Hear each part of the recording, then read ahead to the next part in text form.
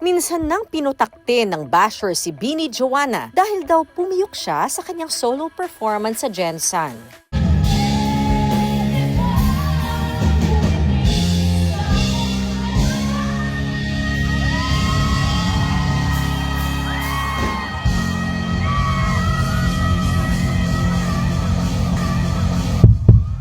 Sinasabi rin ba tao pumiyok ako? Hindi ako pumiyok doon. Hindi ko lang na-sustain. Sanay na sa bashing si Beanie Joanna at pambubuli sa mga Beanie noong sila ay nagsisimula pa lamang. Talents lang naman kayo. Bakit kayo may service? Ganon. Tapos mga starlets kami. At saan nga ba nanggaling ang tapang ng loob ng leader ng mga Beanie? Muntik na kasi kami mag-quit before. So para saan ba itong pinagtitrainingan ko na ganito kahirap? Nakadiet pa ako. Wala daw love life ang mga Beanie. Ano ba yan? So meron nanliligaw sa'yo, feeling ko. Po? May nanliligaw sa'yo. Tara, get to know the other side of Beanie Joanna or Joanna Robles. Come with me, put your hands together, ta-da, let's be happy. You will see tomorrow's brighter, ta-da, let's be happy. Pilipino tayo, kaya lumalaban tayong nakangiti. Morning! Hi! Maagang-maaga tayo at nandito tayo sa Pita Theater in Quezon City. Hi! It's a great day! It's a beautiful day with a Beanie, Beanie Joanna. Here we are. Taray natay ko lang siya dahil siya ay may rehearsal, dahil siya ay nasa tabing ilog. Huwag natin i-rush. Sabi ko palang huwag i-rush eh.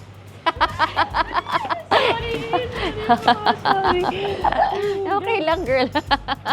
Hi, boobs! So now, hawak ko na ang ating mahiwagang tirin! Official Beanie photo cards! Kamali po ba ako? Nagkulang po ba ako? Hindi po ba ako ginawa? Meron ditong album ni DJ from 10 years ago.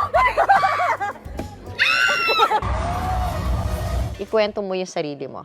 Unika iha ko. Hindi ako spoiled, pero syempre tinatry nila daddy bigay sa akin yung mga pero pag naghindi sila, hindi din ako. Hindi ako nagpupumilit. Ganun po ako. Mabait na bata. Mabait po ako dati. Kaya ko kahit solong anak lang ako, pero gusto ko talaga ng kapatid po. Kaya close ako sa mga pinsan ko. Even sa school, ang dami ko rin po mga extracurricular activities po. Opo, drum and lyre, SSG officer, dance group, meron din po akong kasali sa choir sa school namin. Tapos journalism, lumalaban din po ako. Ikaw na, gifted. Pero ikaw rin yung leader rin doon. Meron ka talaga. Lagi na ako binoboto for president or vice president ng room. Hindi ko alam kung bakit bahala kayo, binoto niyo ako, bahala kayo. So feeling ko, ginawa talaga ni Lord na maging leader ako or else hindi ako mapapakali buong buhay. Parang nag-step up ka palagi. Parang Opo, ganun. Hindi ko alam, may ganun ako. nakusa lang siyang lumalabas na ganun. Opo. Pero ikaw yung second to the youngest. Opo. Pagpapalaki ba yun sa'yo? Kaya ganun ka? Siguro sa school din po. Kasi kahit sa school, yung mga kaklase ko, parang 2 years older than me. Every year, ganun. Kasi kumbaga, nag-start ako 4-5 mag-aral po. Tapos, nag-skip ako ng 1 year. Nag-accelerate po ako. So, parang feeling, kaya yun, mga matatanda na rin yung kasama ko. Hindi naman matatanda, mas Older than you. older than me. Kaya siguro dun ako nag-mature din po. Ano yung buhay mo from a typical day? Typical day? Kasi parang sobrang busy ng Beanie. Opo, ang pahinga na lang po namin training. Yun na yung pahinga po namin. Kasi pag may mga shoot kami, ang call time 6 a.m. Hindi ka pa ba busy? Pinasok mo pa yung teatro. Yun na po eh. Wala, parang may iba kasi parang feeling ko kailangan ko po talaga ng magbe-break sa routine ko sa Beanie. Ano ba ang routine ng Beanie? Ang nakakapagod kasi talaga sa amin mga shoots po and shows. Give me Like today, meron kang tabing ilog. Apo. Buong tabing ilog to. Gusto niyo po mag-start tayo from concert? Sige. Sige. Before concert, hindi po ako makapag-rehearse dito kasi nga yung parang 2 weeks lang preparation namin for concert po yung Grand Believers. Tapos sobrang hirap po ng mga prods. Pero kasi ewan ko, So, kulang sa tulog? Ilang oras ang tulog mo? ako po kasi kahapon nga nakapanood pa po movie kagabi. Kahit may ganap po kami kahapon. Nag-shoot po kami for Billboard. Hindi ko po kasi kaya na may vacant time talaga sa day ko. Parang dun ko na-feel yung pagod pag... Hinahanap mo din. Opo, hindi ko talaga kayang pumirmi sa condo Normal po. mo yun? Na may hinahanap palagi Before, ganap? hindi po. Before, literal, pag after training, tulog na ako or after ganap, uwi na ako. Pero ngayon, hindi ko alam bakit. Siguro kasi sa age kong to, parang dapat nga gumagala ako with friends. Alam mo yung ganun, yung 20 ako ngayon po. So parang nakasama ko na yung Beanies, 15 years old pa lang ako. Wala akong social life talaga outside. So feeling ko nagbabawi lang ako, ganun. Oh man, you're feeling na parang you might be missing out on. Opo. And do you really feel that you're missing out on other things? Medyo po. Kasi syempre may mga gusto kong, may mga friends na hindi ko nakikita, ganun. Pero syempre sa mga achievements naman, syempre mas dun naman tayo. Kasi bihira lang yan, kailan pa Opo, yung babalik yan? opportunity Oo. po. Hindi rin naman forever. But how do you balance your time with family? Laguna, kailan ka huling umuwi? Meron kaming rest day din po nung November 9 and 10. Tapos, yun, dun po ako umuwi. So, sa 2 days na rest day ko, puyat din ako. Kasi sinusulit mo rin. Opo, parang alas 3 na kami natutulog nung umuwi ako nun. Tapos back to work na ulit pagbalik dito. Kasi kasal po nung isa kong pinsan. Sobrang close ko kasi sa family ko. Tama, alam nga itinutodo mo sa ibang bagay. Tapos yung, shucks, yung katawan mo, kumusta naman? Okay naman po. Okay naman siya. Pero syempre may mga times na talagang pag nagkasakit ka, di mo talaga wala kang magawa. Ganun. Like, kalimbawa nga may sipon po ako. Pero mga ganun lang. Thank you Lord, di po ako nagkakasakit ng sipon lang. Sipon ubo lang po, ganun. Parang sabi ni Direk Lauren, kota na raw po ako sa sakit this year. Kasi grabe, nung concert namin sa Jensen and Cebu, parang doon bumigay yung katawan ko po. Tapos hindi ako agad nakalipad ng LA po nung nag-K-Con yung girls. Alam ko yun, di ba? Kasi 5 araw ako sa ospital. Anong nangyari sa'yo nun? Nung July po kasi meron kami regional tour. Tapos, Jensen and Cebu, bumigay na talaga yung katawan ko. Pero kasi may mga ganaps pa rin po kami. So, syempre, kailangan ko umattend po. So, feeling ko sinasabi na talaga ng katawan ko, magpahinga ako. Kaya nung flight na going to LA po, parang gumano na lang po ako. Pero hindi ako nahimatay kasi conscious naman po ako nung time na yun. Pero sobrang deads na ng katawan ko po. Tapos parang ang daming tao kasi wala po kami marshal noon. So napapalibutan talaga kami ng blooms po. Tapos parang ako parang hirap akong huminga po noon. Tapos wala na, tinakbo na ako sa emergency room. Hindi ko na alam. Anong sabi ng nanay mo sa'yo? Wala, pinagpahinga niya po ako. Worth it? Everything? Is it Opo. worth it? Yes. Ayoko lang magkaroon ng missed opportunities po sa life ko. Kaya hanggat kaya ko, ginagawa ko po.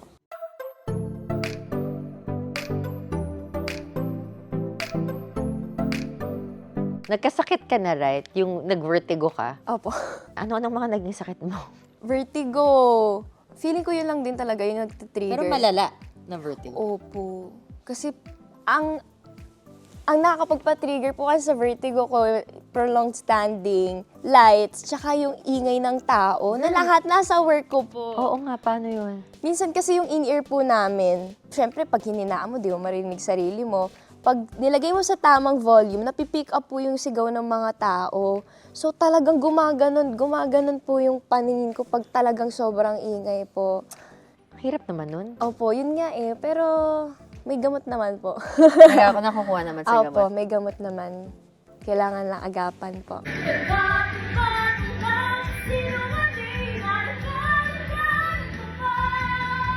anong kaibahan ng teatro dun sa pagiging, yung that other world that you have? Ay, ibang-iba po. Ibang-iba talaga. Kasi parang doon, kaya mong dalhin yun, aaura ka lang, kakanta ka lang, sasayaw ka lang. Dito, kailangan may emotions ka talaga bawat galaw niyo po. Kailangan marunong ka kumanta talaga. Sumayaw, yung lines mo sa acting, kailangan sa ulo mo. Kailangan yung kumanta talaga, dapat marunong kang kumanta talaga. Hindi ko kasi masabi kailangan magaling ka kumanta kasi syempre, hindi naman ako kasing galing po ng mga kasama ko kasi sobrang galing po nila. Ayun. At least sa tono, di ba? Pero yung par-arte, kailangan ba marunong ka talagang umarte dito? Dahil, yun ba ang ano? Feeling ko yun po yung pinaka-crucial talaga sa pag-acting dapat meron po talaga dito. Kasi kung hindi, parang hindi talaga ako sasali. Kasi nakakahiya din for other actors po na makikipagsabayan ako tapos sobrang wali ko, ganon. Sino mga kaibigan mo? Actually, wala po masyadong, yung friend talaga sa industry po. Parang, hirap lang po ako mag-trust sa industry natin, sa showbiz. Ang hirap din po talagang mag-trust.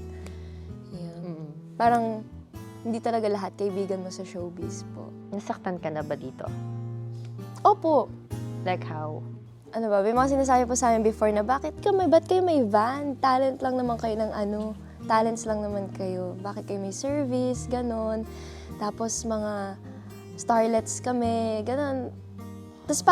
Tapos ngayon, tinatry nila makipag-close sa amin. Tapos parang, okay. Yun lang, medyo weird lang po. Na dapat pag ganon, co-artist mo, dapat susuportahan mo. Starting ka man o hindi. Parang sa industry kasi na to, kung sino po yung mga bago, parang sila din po yung talagang dinededma ka. Unlike sa mga icons na talagang matatagal na sa industry. Kahit gaano ka pa kagaling, attitude talaga yung magmamarka sa tao eh.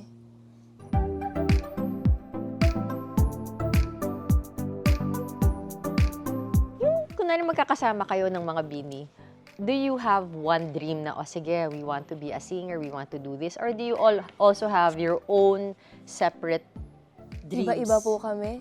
May mga gusto sa amin mag-teacher, yung iba gustong maging artista talaga, yung iba gustong maging singer lang talaga. Ganon, iba-iba po kami talaga. At ikaw? Dami talaga. Ikaw, ano yung talaga mo? Ako, katulad niyo po, yan talaga. And also, ang dami naman talaga! Oo. And actress po. Talaga lang? Talaga. Dapat may talaga counter tayo dito eh. Talaga? Yes, talaga. So, gusto mo talagang maging actress at reporter or news anchor. Okay. Kung isa lang, hindi kasi pwede, si Atom nagawa niya, pero kung hindi pwede pagsabayan, ano talaga? Hala! Talaga? Kasi minsan mangangarap ka, ito parang alam mo darating ka kasi sa puntong ganito. At feeling ko ganun ang nangyayari sa akin. Ngayon, sila ang naglalagay ng gagawin mo. Opo. Pero kung ikaw yung bibigyan ng pagkakataon to figure out ano yung gusto mong gawin, ano yon? Talaga? Talaga. Alon. Sige po, acting. Give up po yung Dinip up na niya pagiging actor. Bakit acting? Malaki inspiration ko talaga si Ate Catherine po ever since. Opo. Bumili pa ng katsaya na polo kasi gano'n yun sa'yo. Ano ba yung nahanap mo? Pero mukhang ano sana sa What about her? Lahat lang ng gawin niya, parang sobrang inspirational for me. Na-inspire talaga ako. Lahat. Family, work ethics niya. Family, ano? Sobrang close niya po sa family niya. Tapos parang ilang taon na siya sa industry pero wala kang makikitang issue niya na, alam mo po, di ba sobrang grabe lang. And yung pagka-humble niya, grabe. As in, for me, perfect siya. Ganon. Career ni Catherine. Ano naman yung gusto mo sa career ni Catherine? Hindi siya nawawala sa spotlight. Well, ilang taon na kasi naging fan po ako ever since growing up. Anong year pa yun, yung growing up po. Tapos parang wala, hindi siya nawawala sa ano. Tapos grabe lang yung acting skills niya. Actually, siya inspiration. Yung pinang-audition ko nung For Tabing Ilog, yung Barcelona Lines. Yes. Wait, sige. Alam ko, wala daw love life ang mga Bini. Wala po. Pero kung dumating naman, joke! Joke lang. Wala po kasi sa dami talaga na ginagawa po ngayon. Parang wala talagang time. Nagkaroon po. Before Bini, may mga nagkaroon naman ng love life sa amin. Pero kailangan mo talagang mamili po. Sino nagturo yung pamimili? Ikaw ba yon? Is it maturity or imposed sa inyo ng management ng Bini na? Maturity na rin po. Kasi Lahat kayo ganun mag-isip?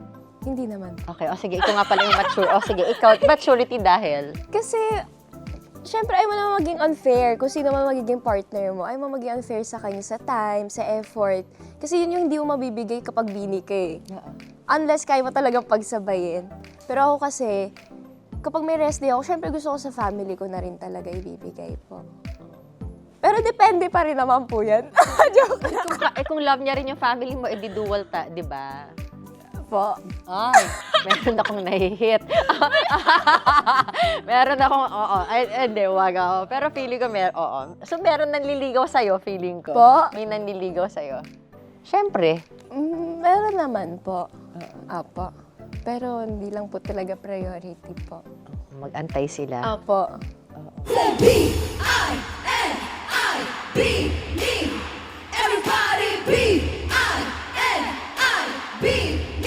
Merong isang moment dun sa concert nyo na nakakatuwa. Kasi, Jansen ba yun? Yung pumiyok ka ba? Happy ka ba? Para wag ka mabitin, please like and subscribe to our channel para makagawa pa tayo ng mga inspiring at nakakahaping mga content. And don't forget to click on that alert button. Now na! Click, click, click! Maraming salamat! Be happy! Pumiyok ka ba, tas inulit mo? Hindi, Ano bang nangyari doon? sinasabi rin ba tao pumiyok ako? Hindi ako pumiyok doon. Hindi ko lang na-sustain. Okay, sorry.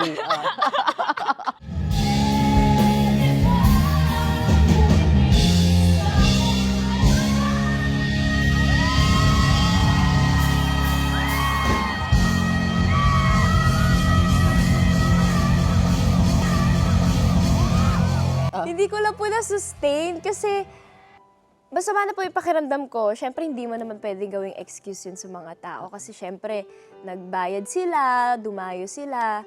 So, hindi mo naman pwede sabihin, sorry, nagkasakit kasi ako kaya hindi ko naabot. So, ang ginawa ko, okay, total, last push ko na to sa regional tour. Last na kasi po namin na lugar yun. Inulit ko po. Makikita sa TikTok videos na in-upload ni na Stan Bini, Yeng Moto at Dreyu ang fighting spirit ni Joanna. Pwede po ba ako humiling? Pwede ba akong pumawi sa part na sustained part? Hindi ako... Ayoko umalis ng Mindanao na hindi ko nagagawa yun. Pwede mo yun? Go. Ang panahon, di sapat ang meron tayo ngayon. Pwede ba humiling isa pang araw?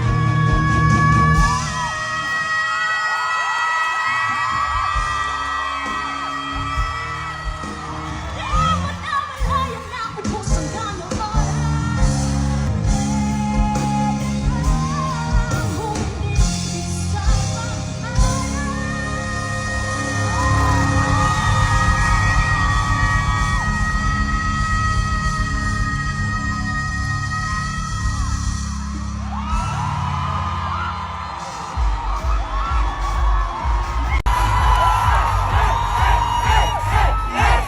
Tapos ay nagawa ko. Tapos after nun, wala na. Doon na talaga. Deads na po talaga ako. Hindi ka mapakali for yourself or for the others?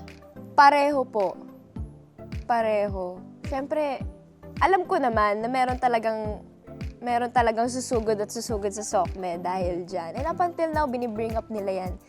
Pang bash, wala silang magawa, bash sila, ganon. Pero at least ako, nagawa ko. Buti nga naka-second chance. Yung iba walang second try. Yun nga po eh. Yun yung natuwa ako kasi parang you could have let it be. Opo. Pero hindi, parang eto, hindi ako mapapakali. Yun yung gusto ko, yung ugaling yun. Na para feeling ko also very telling of the person that you are. Kasi hindi mo naman kilala yung mga yun eh. Opo. Pwede kang, hindi, nakakahiya. Nahiya ka ba nun? Hindi po. Ano? Mas gusto ko talagang itry. Sabi kasi, minentor po kasi kami ni Sir Gary V and Miss Regine before concert. So parang sabi nila, kahit naman daw sila, ilang taon na silang kumakanta, nagpe-perform, hindi palaging perfect performance sila. Nawawala sila sa tono. May mga ganun din sila. So parang ako, doon din ako kumuha ng lakas na hindi pa ako sobrang tagal. Possible talaga mangyari sa akin yun and it's normal po.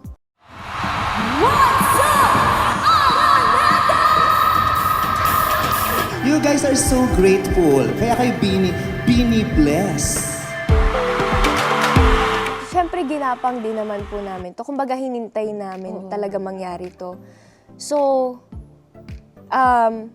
hindi namin masasabing biglaan. Kasi siyempre, ilang years din kami nag-train for this. Siguro biglaan in a way na hindi namin in-expect na this year mangyayari. Ganon. Nagulat lang kami na nangyari siya this year.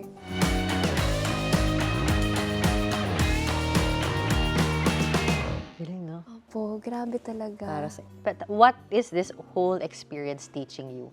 Lalong-lalo na kung babalik ka sa pagiging Joanna. Patience po. And maging grateful ka palagi. Patience kasi, muntik na kasi kami mag-quit before. Kasi parang, syempre, ako kasi wala din akong idea sa idol group before. So para saan ba itong pinagtitrainingan ko na ganito kahirap? Nakadiet pa ako, malayo pa ako sa family ko. Worth it ba to? Yun nga, patience po. And huwag ka matakot palagi matuto. Kasi kung gumive up ako, hindi ko nagagawa yung mga passion ko. Yung passion ko for broadcasting, for theater, for performing, di ba? Nagagawa ko siya sabay-sabay ngayon. Nabasa ko dun sa isang libro na parang sometimes you have to say no to say yes to other things. What are the things that you're saying no to now? To say yes to other things. Time with family po. So, ikaw, Joanna, you're all about family. Yes. Family over anything po. Well, yung work, tinanggap ko kasi for them din naman po. Nice. Ano gusto mo sabihin sa pamilya mo? Ano ba yan? Ano ba yan? Thank you sa support. Is very supportive po sila. Very supportive, lalo na ng concert, kompleto silang nanood kahit ang mahal-mahal ng ticket. Thank you kasi every time na feel ko na overwhelm ako sa, ano ba yan? Every time na feel ko na overwhelm ako sa dami ng ganap sa work, talaga nandyan sila para samahan ako. Kahit may mga trabaho sila, nung make time sila for me po. Pag halimbawa malapit na yung concert, tapos parang di ako mapakali, sobrang kabado ako. Mag-aaya sila, tara kain tayo, dinner tayong lahat. Tapos kahit may mga trabaho, gagawan talaga nila ng paraan po. Tagig, ang lalayo nila, Tagig, Bikutan, pupunta sila sa QC lahat para po sa akin. Knowing mga tita ko pa po yun, tita, mga pinsan, mga lola. So, ganun po kami ka-solid. Hindi lang kaming tatlo nila, mami at daddy. Ay, nice. Thank you. Thank you. Tayo lang, meron na... nag-viral rin kasi ako dati. Apo. Panoorin mo para matawa ka. Yung sayo ako. Opo! Sayo ako ha. Sayo ako ha. Kanino mo sasabihin sa'yo ako? Sa'yo ako, kay Lord. Sa'yo ako, Lord. Lahat ng to, talagang, siya talaga ginagawa ko center. As in, lahat. Parang, hindi ko to magagawa kundi dahil din sa guidance ni Lord and help niya. May kanta ka ba at ATM ngayon? Na? You keep on playing or singing? Like yung LSS ko, song ko ngayon, palagi. Palagi po. Sample. Hala! Kung balikan man ang hirap, luhat lahat, ikaw ang paborito kong desisyonan. Pag napaligiran ng ingay at ng gulo, di ko pagpapalit ngiti mo sa mundo. wala ako sa tono, pero yun po yung lyrics. Thank you. Thank you. Yes. Oh. Pinaiyak. Sabi ko sa pinaiyak mo ako, hindi, pinaiyak. B, and you'll see B. B, sign language, happy. One of the advocacies po namin ng sign language. Oh, yay! Ang sa amin po, yung kahit nung Grand Beaniverse po, tsaka yung mga choreo namin, lagi po may karera.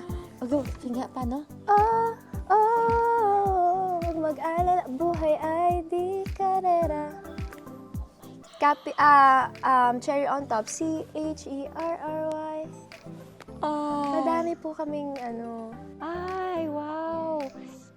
Oh, wow. And very simple lang na hindi alam. Opo. Na-advocacy niyo. Buong prod namin nung isang song namin sa Grand Beaniverse, lahat yun sa sign language po namin. Oh, thank you. And that's the other side of Joanna. Our Beanie Joanna. Be happy.